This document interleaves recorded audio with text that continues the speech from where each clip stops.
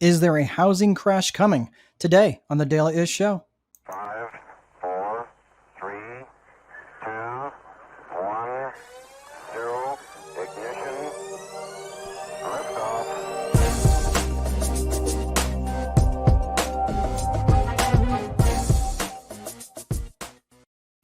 Hello, everyone. Welcome to the Daily Ish Show, a show not just for rental housing providers, but anybody looking to get a little bit more white space on your calendar.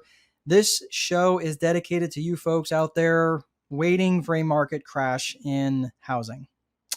I don't know. That seems kind of odd to wish bad things on other people so you can benefit. But here we go. Right? Because I hear this all the time where people are like, "Oh, there's a foreclosure wave coming." Whatever it is.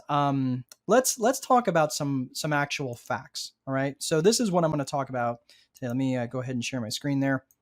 So, is there a housing crash coming? Let me start out by saying, look, I don't think there's any actual benefit to making predictions. As many a weatherman can tell you, when I'm right, no one remembers. When I'm wrong, no one forgets. That's right. So, what I can tell you, though, is that there are some facts that are really hard to ignore. No matter where you stand on the economy or your preferred side of the political aisle, inflation is real. It's here. In fact, it's been here, in my opinion, for a lot longer than what we've been sold from the press. And depending on who you ask, inflation is somewhere between 9% and probably closer to 20%. A fact that's difficult to debate, however, is the record amount of household debt, which right now topped over $14 trillion last quarter, and it's actually closing in on $15 trillion pretty quickly. Most of that debt is made up of mortgage debt, which should not surprise anyone. The most disturbing statistic, though, is how much high loan constant debt there is out there. So maybe you're not familiar with the concept of loan constant. That's okay. It's not a phrase many people use. But think of the loan constant as a measure of how much a specific debt will impact your cash flow. So let's say that you want to go live your perfect life. And in order to live this perfect life, you buy a nice house, have a nice car or two, maybe a boat, and a cat you can dress in a red sweatshirt.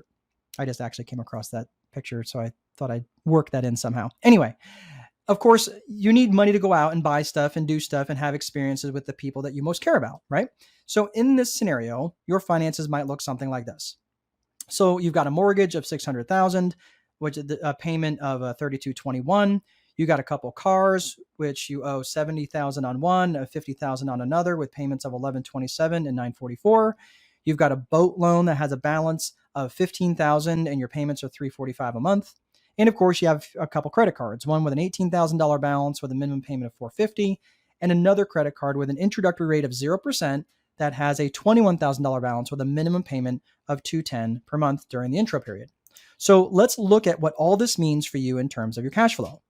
With all of your debts in a spreadsheet, you calculate your total debt service for all of your loans is $6,527 per month.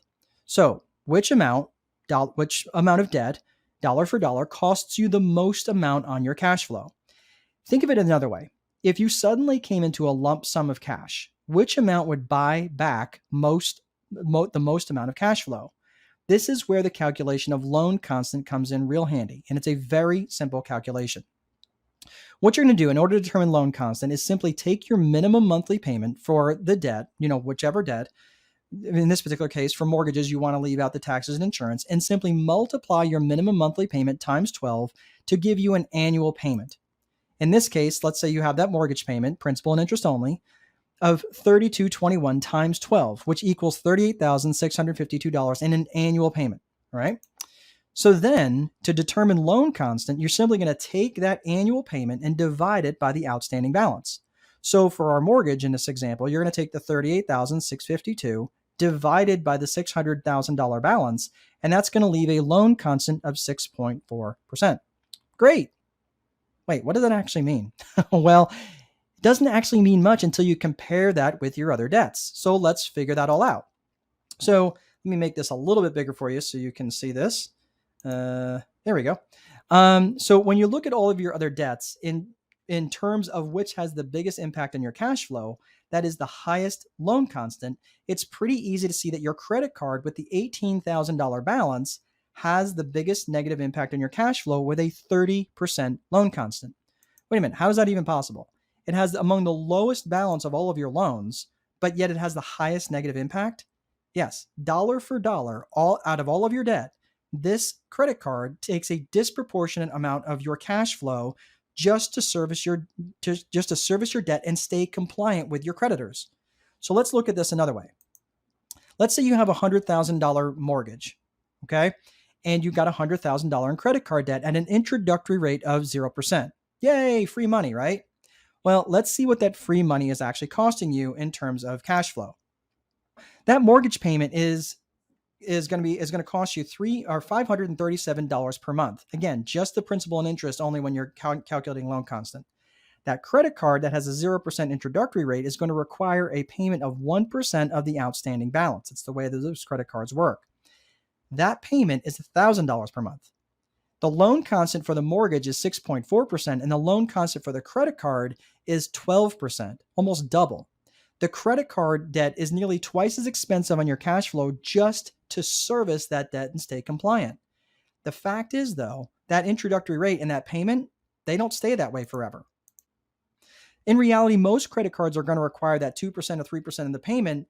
So, for example, for a $100,000 loan balance, you're going to pay anywhere from $2,000 a month to as much as $3,000 a month, which correlates to a 24% to 36% loan constant. This is very expensive money on your cash flow, especially when you compare it to your mortgage debt.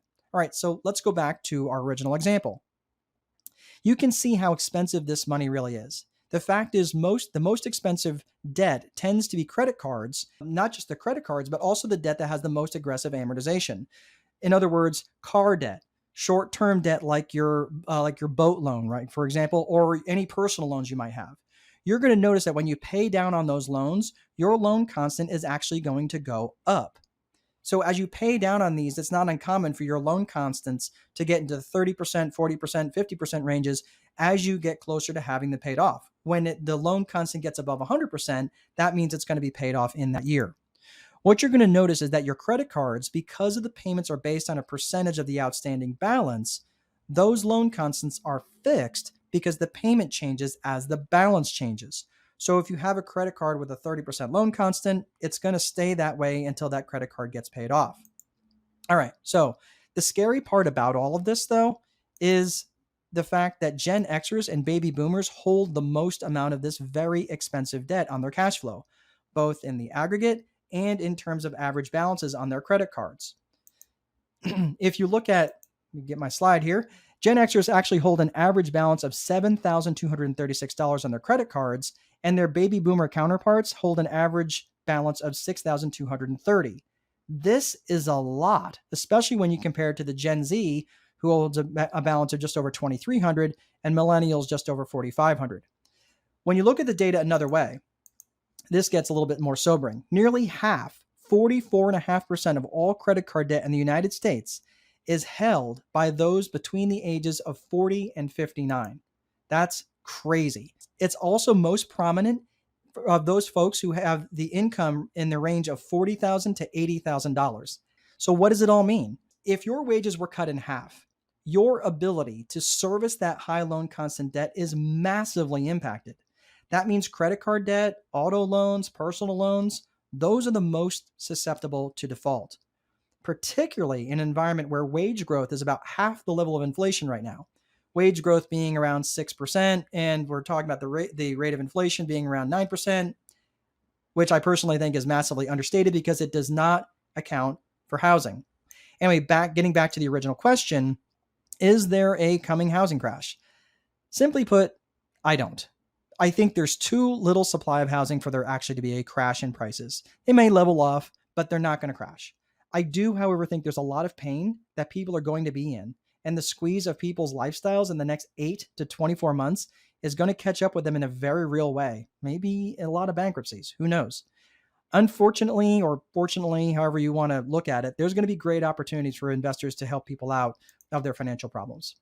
So that's all I have for today, folks. I hope you found this helpful. Let me, my slides were not cooperating. If you would like to reach out, have more of a discussion on this, or even just to if you want to find some other really cool things on the Landlord Coach website. Head over to landlordcoach.com. We got some comments. For my brethren, say it loud. There is Kathleen and Paul Stankiewicz. Thank you. It's good to see you guys. I hope you guys are doing well out there in Vegas. All right. Well, that's all I have, everybody. Please be sure to place a value on your free time, because if you don't, someone else will. And most important, there is no amount of money that will make time irrelevant. Have an awesome weekend, and we'll see you next time.